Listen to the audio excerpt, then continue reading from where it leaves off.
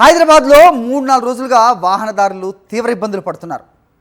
ఎక్కడ చూసినా పెట్రోల్ బంకుల వద్ద కిలోమీటర్ల మేర క్యూలు కనిపిస్తున్నాయి. పెట్రోల్, డీజిల్ కోసం గంటల కొద్దీ వేచి చూడాల్సిన సిచ్యువేషన్ ఏర్పడింది. రద్దీ కారణంగా నగరంలోని ప్రధాన కూడళ్లలో భారీగా ట్రాఫిక్ జామ్ అవుతోంది. అయితే ఈ కొరతకు ఇరాన్ యుద్ధం కానీ లేకపోతే లాక్డౌన్ అనే వదంతులకు కానీ ఎలాంటి సంబంధం లేదని తెలుస్తోంది.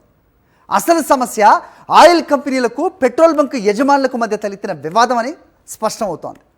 అసలు ఏం జరుగుతోంది, గ్రౌండ్లో సిచ్యువేషన్ ఏంటి? మా కరెస్పాండెంట్ సాయి కిరణ్ మరిన్ని వివరాలు ఇస్తారు. సాయి,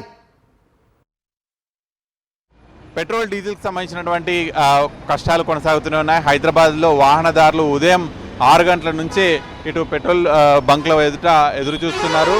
జనరల్గా అత్యవసర సేవల కింద పెట్రోల్, డీజిల్కి సంబంధించిన పెట్రోల్ బంక్లన్నీ కూడా రాత్రంతా కూడా నడుస్తుంటాయి. అయితే పలు పెట్రోల్ బంకులు కొంత మూసేసినా కూడా ఉదయం తెల్లవారుజామున 6 గంటలకే అవి ఓపెన్ అవుతుంటాయి. కానీ ఇప్పుడు ఉన్నటువంటి పరిస్థితుల నేపథ్యంలో హైదరాబాద్లో ఎక్కడ చూసినా పెట్రోల్ బంక్లు అన్నీ కూడా క్లోజ్ కనిపిస్తుండడంతో వాహనదారులంతా కూడా భారీగా బయట క్యూ లైన్లలో కూడా వేచి చూస్తున్నటువంటి పరిస్థితి. ఉదయం పూటనే అత్యవసరంగా బయటకు వెళ్లాల్సిన వాళ్ళంతా కూడా పెట్రోల్ బంక్ల ఎదుట క్యూ లైన్లను నిలిచి ఉన్నటువంటి పరిస్థితి. సో ఉదయం 6 గంటలకే ఓపెన్ అయితే అటు ఆఫీసులకు వెళ్ళాల్సిన వాళ్ళు, బయటకు వెళ్ళాల్సిన వాళ్ళు వీళ్ళంతా కూడా వెళ్ళిపోయేటువంటి వాళ్ళు. కానీ ఈ పెట్రోల్ బంక్ల ఎదురునే పడిగాపులు కాయాల్సిన పరిస్థితి వస్తుందనేటువంటి చెప్తున్నారు.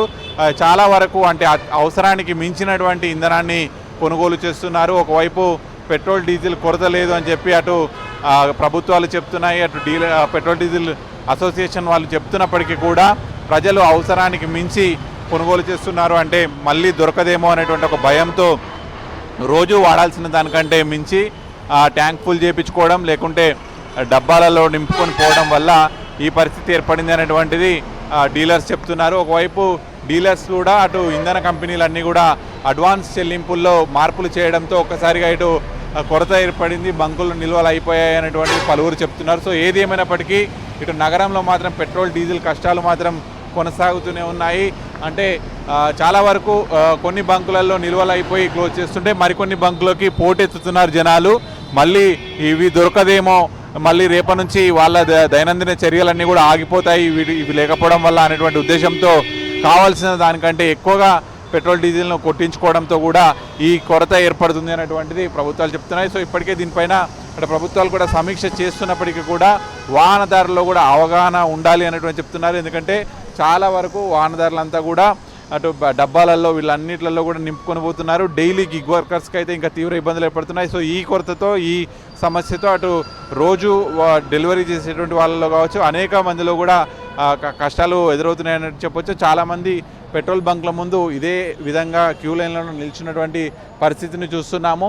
జనరల్గా ఉదయం పూటనే 6 గంటలకు ఓపెన్ కావాల్సినటువంటి పెట్రోల్ బంక్లు అన్నీ కూడా ఇంకా ఓపెన్ కాకపోతుండడంతో ప్రజలంతా కూడా బయటకు వెళ్ళాల్సిన వాళ్ళు, అత్యవసరంగా వెళ్ళాల్సిన వాళ్ళంతా కూడా క్యూ లైన్లలో ఎదురు చూస్తున్నటువంటి పరిస్థితి కొంతమంది ఉన్నారు. చెప్పండి, జనరల్గా ఉదయమే 6 గంటలకు ఓపెన్ కావాలి కదా పెట్రోల్, మీరంతా ఎప్పటి నుంచి ఎదురు? 6 o'clock వచ్చారు.